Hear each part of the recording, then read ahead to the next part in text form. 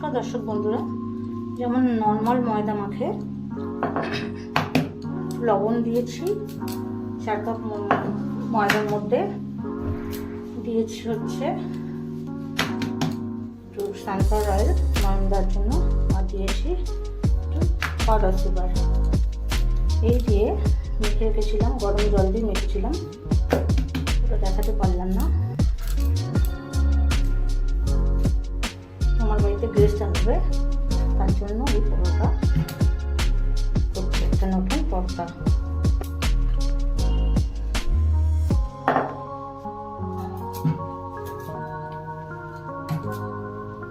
পরোটা চৌকো শেপে করছি, এখানে দেখাচ্ছি পরোটাটা কত সুন্দর হবে। আমি সানফ্লাওয়ার অয়েলের মধ্যে 2 চামচ কর্নফ্লাওয়ার গুঁড়ো নিয়েছি, সারা পরোটার মধ্যে এইভাবে দিয়ে দেবেন।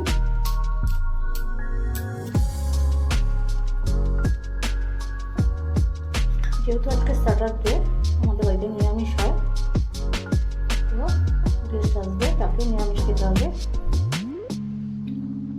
গেস্ট থাকবে, কালকে সানডে, ওকে মটন খাইয়ে দেব।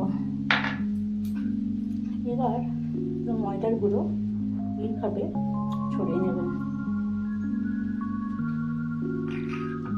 নেওয়ার পর এইভাবে চেপে দেবেন। আবার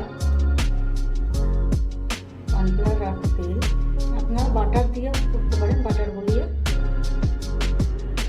বা ঘিয়ের মধ্যে কর্নফ্লাওয়ার দিয়ে আবার ময়দা এইভাবে ছড়িয়ে দিতে হবে। এইভাবে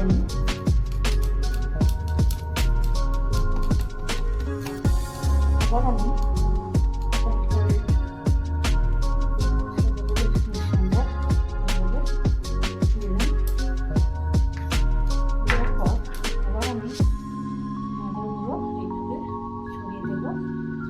একটা লেয়ার খাওয়ার সময় বসাবে, নরম তুল দিতে হবে, যেহেতু গরম জল দিয়ে মাখা।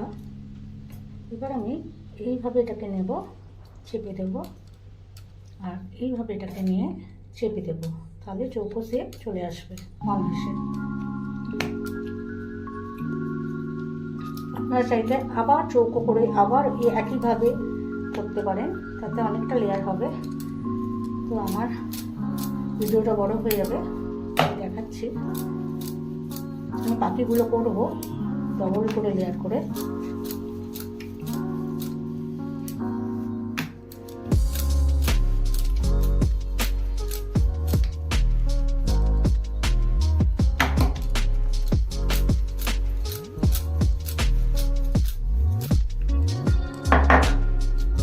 এটা সবথেকে বড়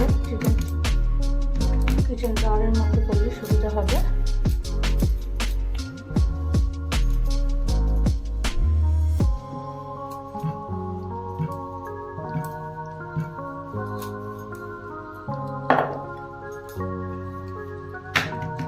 শেপটাকে চৌকো আনতে হবে।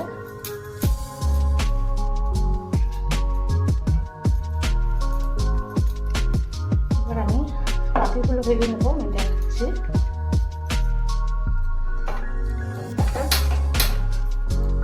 ভাজা প্যান বসে নিয়েছি, তার মধ্যে একটু তেল মাখিয়ে নিয়েছি জাস্ট গায়ে।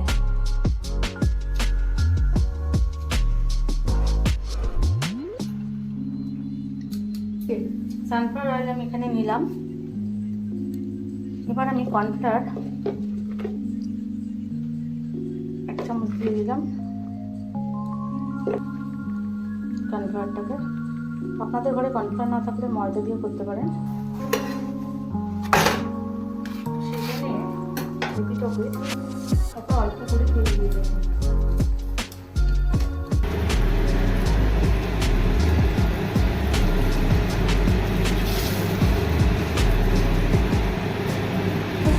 লেয়ার হবে পার্ট বাই পার্ট,